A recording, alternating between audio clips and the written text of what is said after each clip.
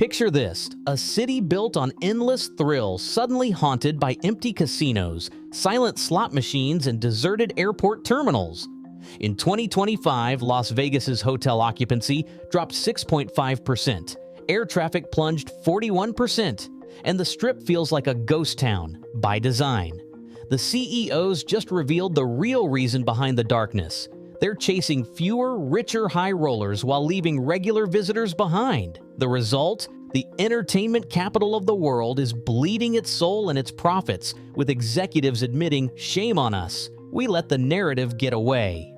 But what really drove Vegas to gamble everything on elitism? And can the city survive the fallout?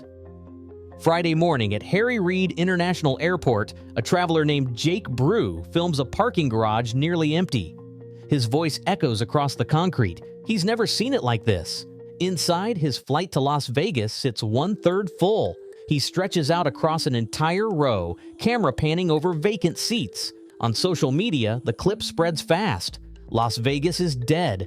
The numbers back him up. The Las Vegas Convention and Visitors Authority confirms hotel occupancy down 6.5% year over year. Average daily room rates have dropped from $194 to $163. Air passenger traffic has fallen 41% compared to last year. The Strip, once pulsing with crowds, now feels hollow.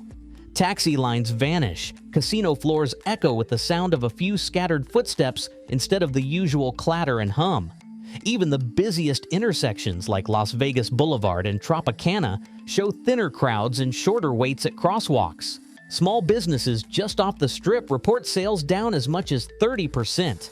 Airport staff count fewer arrivals. A bartender at a mid-tier resort shrugs. She hasn't seen a Friday this slow in years. The city's vital signs are all moving in the wrong direction. Data from July shows total visitation down 12%, the sharpest drop in half a century outside of a crisis. For a city built on constant motion and spectacle, the emptiness is impossible to ignore. Locals and longtime visitors swap stories online. Empty slot rows, unclaimed cabs, hotel lobbies where you can hear your own footsteps. One Reddit user writes, "Las Vegas is the quietest I've ever seen it. It feels like the city is holding its breath." The evidence is everywhere, from viral videos to cold, hard numbers. The magic that once drew millions is flickering, replaced by a new and unfamiliar silence. Picture this, the Strip at dusk, neon lights flickering over crowds gathered shoulder to shoulder. For decades, Las Vegas promised spectacle for everyone, a city where the Mirage volcano erupted fire every hour, where pirates battled nightly on the Treasure Island Lagoon, and where a family of 4 could fill their plates at a legendary buffet for less than the price of a show ticket. That promise is fading. The Mirage volcano, a city icon since 1989, went dark for good in 2024. The Treasure Island Pirate Show, once a magnet for kids and parents alike, ended in 2013. Even the Marvel Avengers Station, a draw for a new generation, closed its doors in January 2024. The Bellagio fountains, once a symbol of free wonder, now run on a limited schedule, no longer the round-the-clock attraction that lured visitors to linger and dream. Inside the casinos, the story is the same. Buffets, once the great equalizer of Las Vegas, are nearly extinct. Only 6 remain on the Strip as of October 2025, and the days of the 1999 dollar prime rib are gone. Today, a buffet meal runs between $60 and $80 per person, double the price from just 6 years ago, and regulars say the quality has dropped. One Reddit thread sums up the feeling. Used to be you could take the whole family to a buffet and eat like kings. Now it's $300 for 4 people and half the stations are closed. Vegas isn't for us anymore. The sense of loss runs deeper than empty tables and shuttered attractions. These were the rituals that made Las Vegas feel like it belonged to everyone, not just the lucky or the wealthy. The city's magic was always in the little moments, a free show, a cheap meal, a crowd united in awe. Now, with each closure, that magic slips further away. For many, it feels like the city is turning its back on the very people who built its legend. Craig Billings, CEO of Wynn Resorts, doesn't mince words. "We prioritize rate over occupancy," he tells investors. The message is clear. Wynn would rather fill fewer rooms at higher prices than pack the place with bargain seekers. Anthony Carano, president and CEO of Caesars Entertainment, echoes the approach. He points to solid results in the face of softer market demand, a coded way of saying profits are holding up even as the crowds thin out. Over at MGM Resorts, executives go further. Low-end customers are staying away.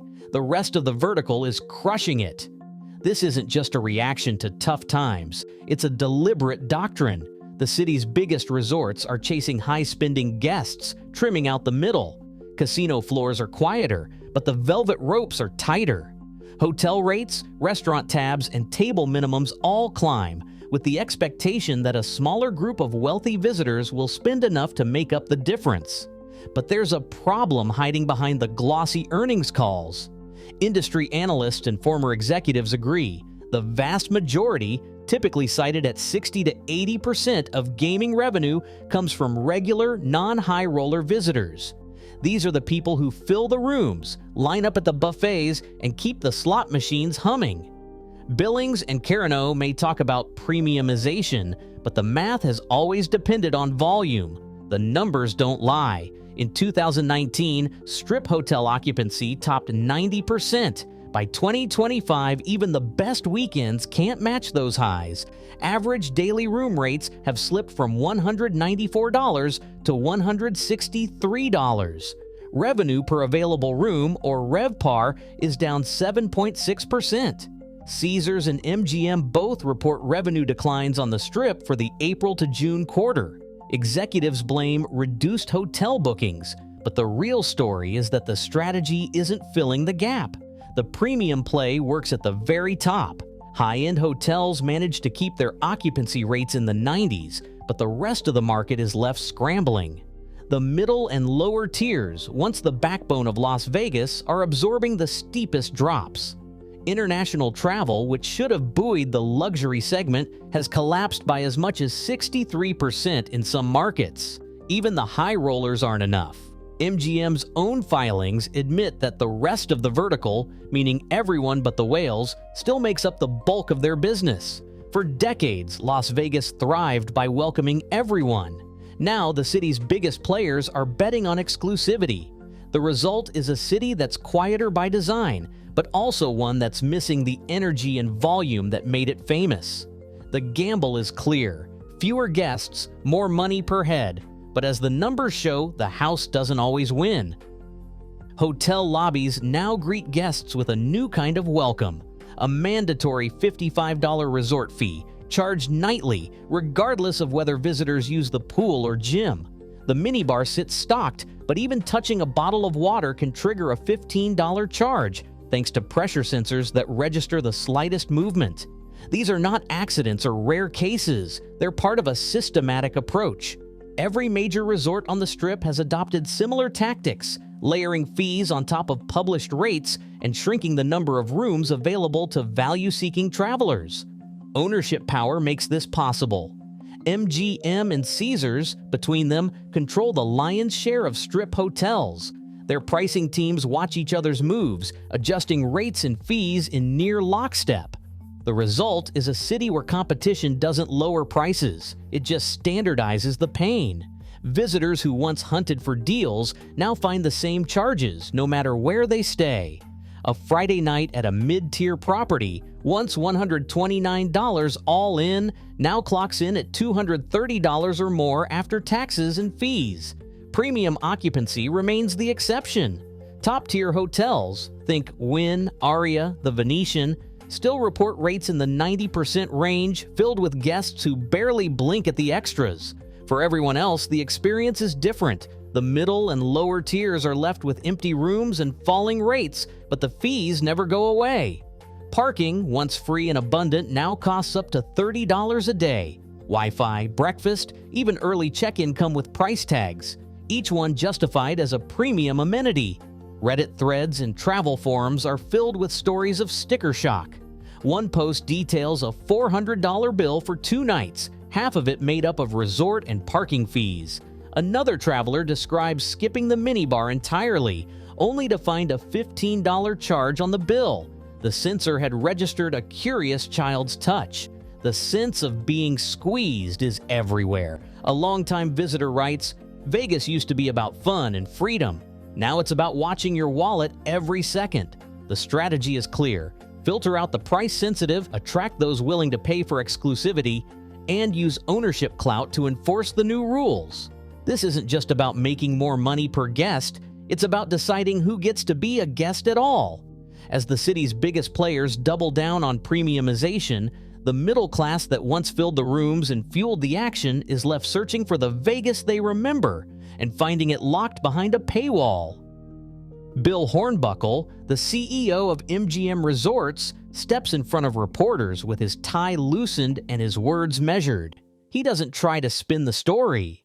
"There are lessons to be learned in terms of value," he says, looking directly into the camera. "We let the narrative get away from us. Shame on us." For a city built on the idea that everyone deserves a little magic, the admission lands like a thunderclap. Hornbuckle doesn't talk about numbers or market share. He talks about trust, about the old promise that Las Vegas was a place where you could escape, win, or lose, and feel like you belonged. Steve Hill, president and CEO of the Las Vegas Convention and Visitors Authority, adds his own confession. "Value has been a concern among our customers," he admits. He doesn't mention occupancy rates or revenue per available room.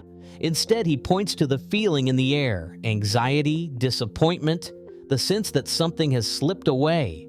The city's leaders know exactly what's changed. For decades, visitors came for the spectacle and stayed for the bargains.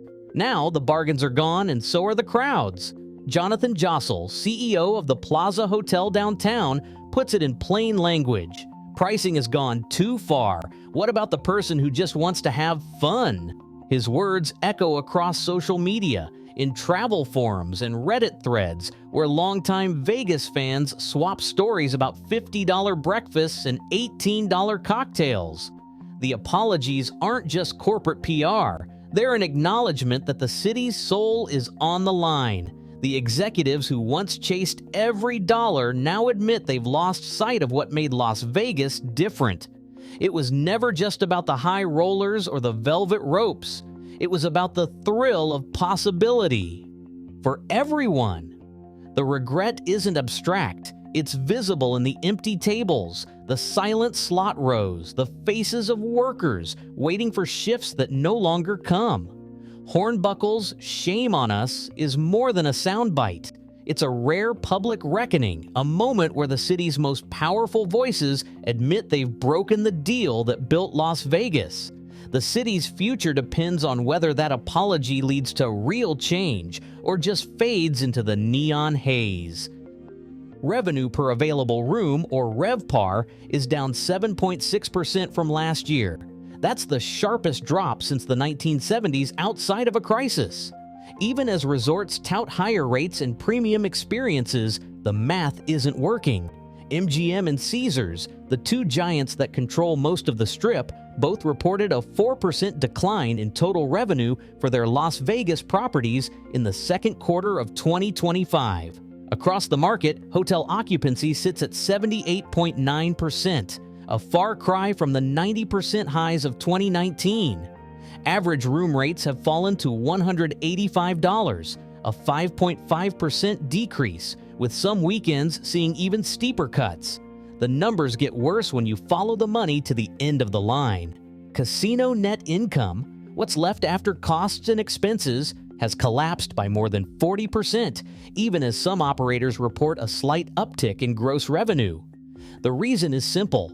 Costs are rising, guest volume is down, and the relentless push for higher margins has started to backfire. Executives once promised that targeting high rollers would shield profits, but the data shows the opposite. The city is earning more per guest but losing out on the volume that kept everyone afloat. Behind the scenes, compensation packages for top executives are still tied to metrics like RevPAR and per-visitor revenue. Proxy filings from MGM and Caesars spell out these targets in black and white. Bonuses hinge on squeezing more dollars from each guest, not on total profit or long-term sustainability. The strategy has short-term winners, but the bottom line tells a different story. Industry analysts warn that the current model is unsustainable. The decline in RevPAR and net income, combined with rising expenses for labor and utilities, has created a financial paradox. Casinos are charging more, serving fewer guests, and keeping less of what they make. For a city that built its fortune on volume and spectacle, the numbers now point to a high-stakes gamble that isn't paying off. The fallout is beginning to show, not just in the boardrooms, but in the lives of workers and the wider Las Vegas community. Tick Segerblum, Clark County Commissioner, doesn't mince words. If the beds go down, that impacts everybody. The fallout from fewer tourists isn't just a headline. It's a ripple that starts in the casino and ends on the street. Union leaders track the damage in real time. Tips for casino workers and cocktail servers have dropped by 60% since 2019.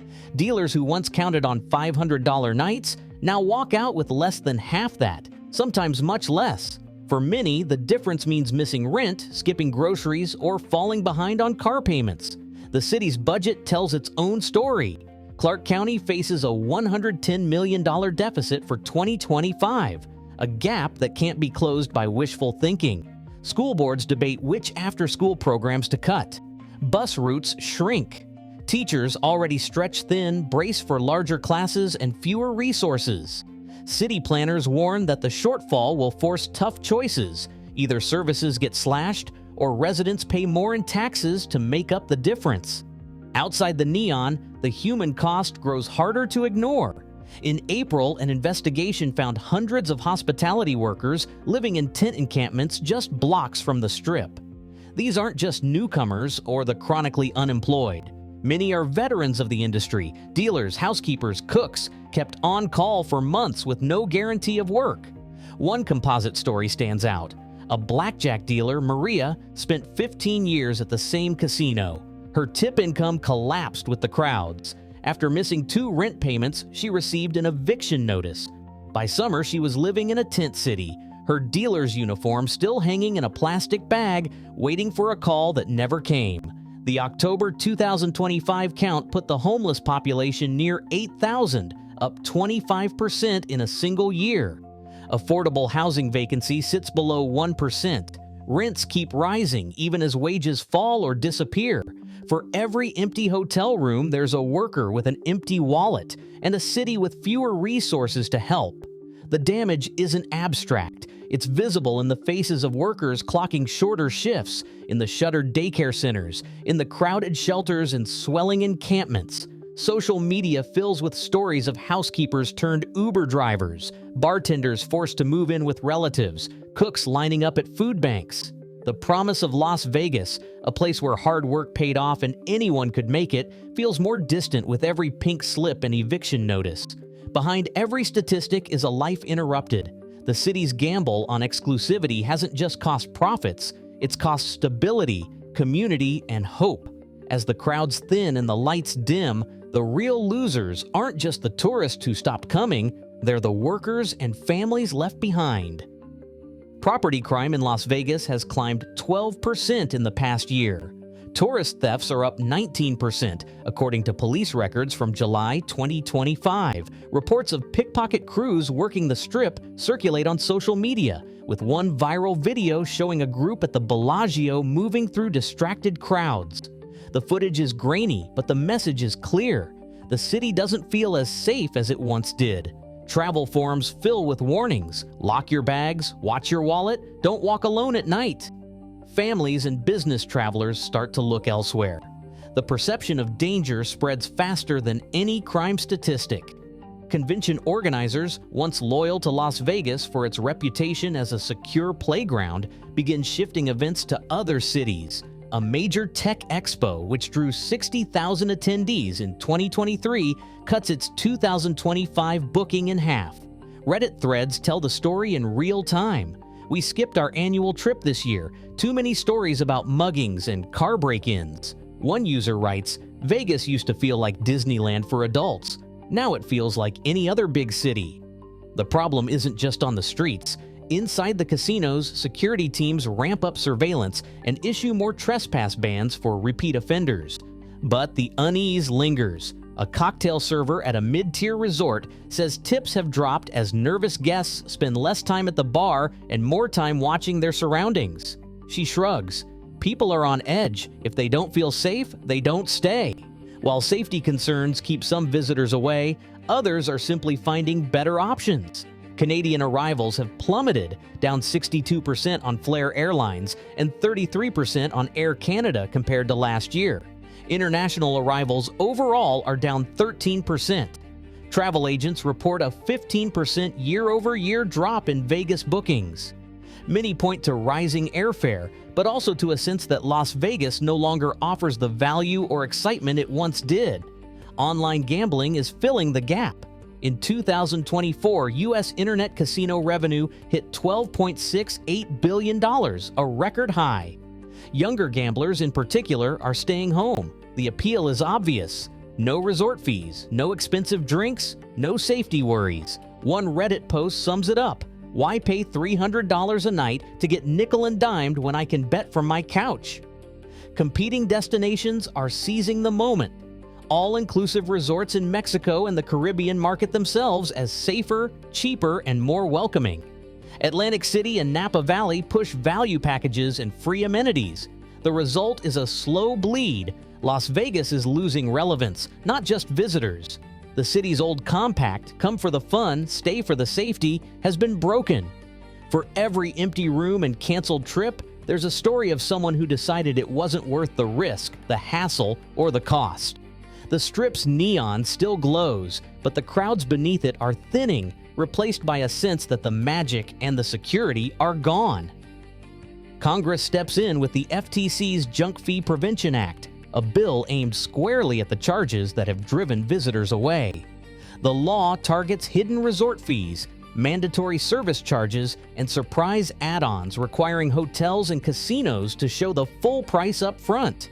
For the first time, guests booking a room in Las Vegas see the real total. No more $55 per night surprises at check-in. No more $15 bottles of water hidden behind minibar sensors. The fine print is now in bold, and resorts risk federal penalties for hiding costs. Corporate leaders aren't waiting for the ink to dry.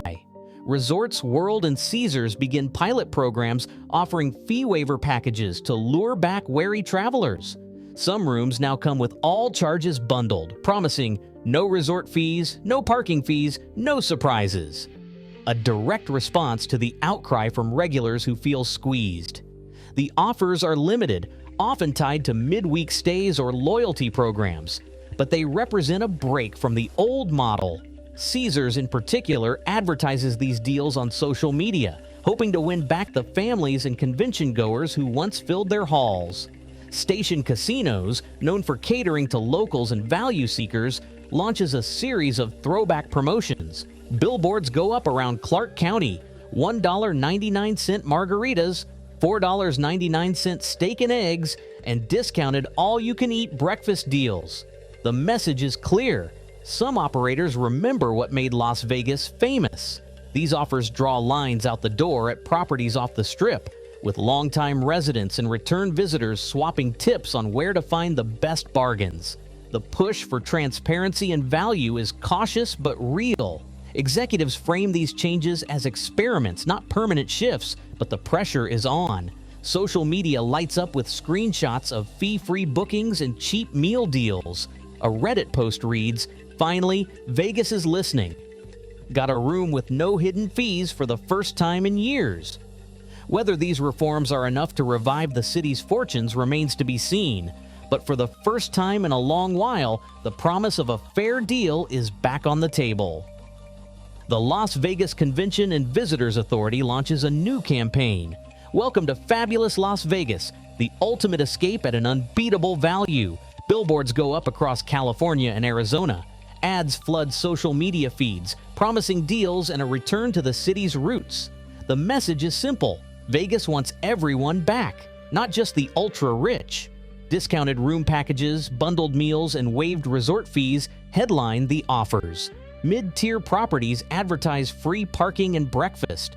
Local radio spots echo with reminders of what made Las Vegas famous. Fun for everybody, budget, not just the few.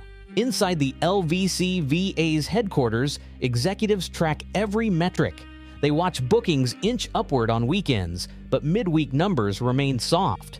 Hotel managers report a slight uptick in family reservations and small groups, but nothing close to pre-pandemic levels.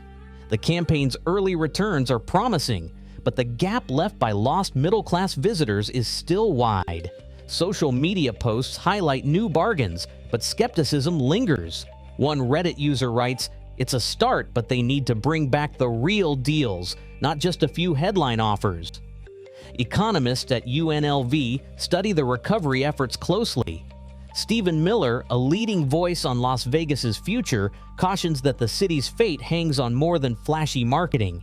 He warns that unless middle-market tourists return and stay, the contraction will continue through 2026. Miller points to the numbers. Even with incentives, occupancy rates lag, and revenue per available room remains below sustainable levels. The city's economic engine, long fueled by volume, still sputters. His forecast is blunt. Without a genuine return to value, Las Vegas risks a slow-motion decline that no advertising blitz can reverse. The stakes are clear.